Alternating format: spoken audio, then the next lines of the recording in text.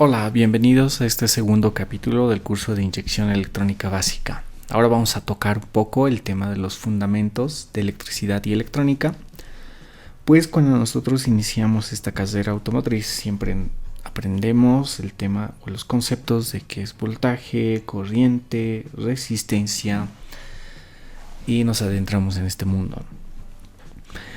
Vale decir que aprendemos que la resistencia es la oposición al flujo de electrones, que la corriente es la cantidad de electrones que circulan por un conductor y que voltaje pues es tensión eléctrica, diferencia de potencial, aprendemos que es capacidad física que tiene un circuito eléctrico y demás. Y después de aprender eso, teóricamente pues quedamos un poco confundidos y vamos a tratar de poner ejemplos para poder entender qué son con la ayuda de la hidráulica. En la parte superior tenemos dibujada una cañería.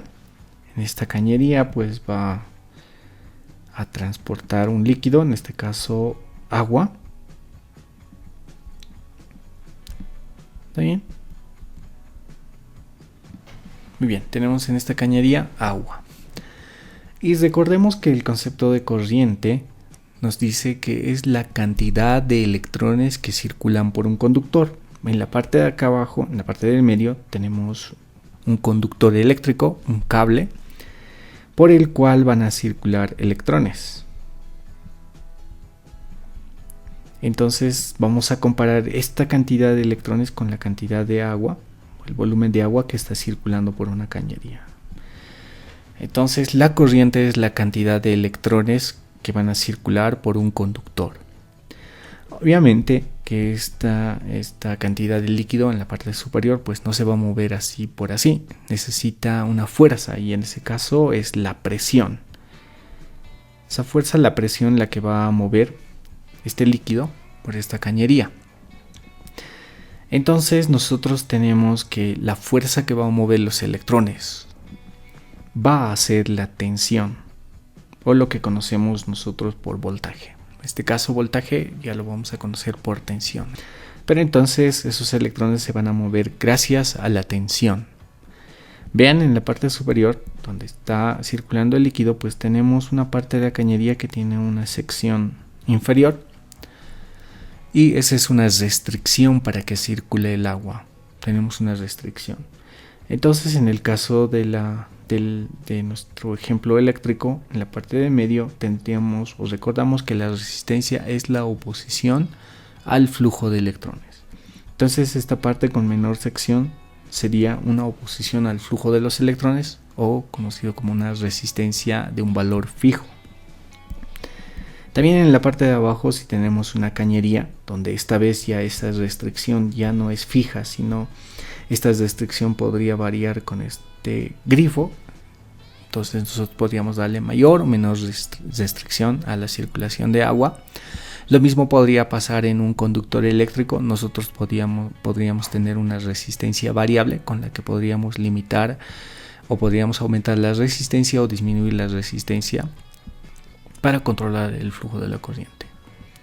Entonces hasta ahí como un ejemplo, ¿no? Para entender eso. Y ahora viendo al tema del voltaje, tenemos como unidad de medida los voltios. En el caso de la corriente tenemos como unidad de medida los amperios y la resistencia como unidad de medida los ohmios. Y en la parte de arriba tenemos las fórmulas respectivas para poder hacer los cálculos. Y ahora vamos a aprender el tema tenemos de corriente alterna y corriente continua. Con un poco de concepto tenemos que la corriente alterna es un tipo de corriente eléctrica en que la dirección del flujo de electrones va y viene a intervalos regulares o en ciclos. Y como dice dirección del flujo de electrones, vemos acá, hemos aprendido que eran la corriente eléctrica, vemos acá cómo está variando esta tensión, ¿no? Esta corriente está variando, está alternando. Y después tenemos esta línea que es la corriente continua y que nos dice que es la corriente eléctrica que fluye de forma constante en una sola dirección. Y esta corriente continua es la que nosotros utilizamos, ¿no? Para nuestros dispositivos electrónicos. Obviamente esa señal o esta tensión alterna que va a llegar hasta nuestros domicilios es transformada en corriente continua para el uso de nuestros dispositivos. Entonces tenemos corriente continua y corriente alterna. Estos dos tipos de corrientes lo vamos a ver en el automóvil para diferentes usos. Y finalmente tenemos las señales analógicas. Recordarán que en el primer video hablamos de las señales que iban desde la computadora a diferentes componentes y de otros componentes que iban hacia la computadora de motor. Entonces, en esas señales tenemos las señales analógicas y las señales digitales. En este caso, brevemente abordamos las señales analógicas. Dentro de la señal analógica podemos decir que es el valor de tensión o voltaje que puede variar en cualquier instante de tiempo. Y ahora lo explicamos un poco más.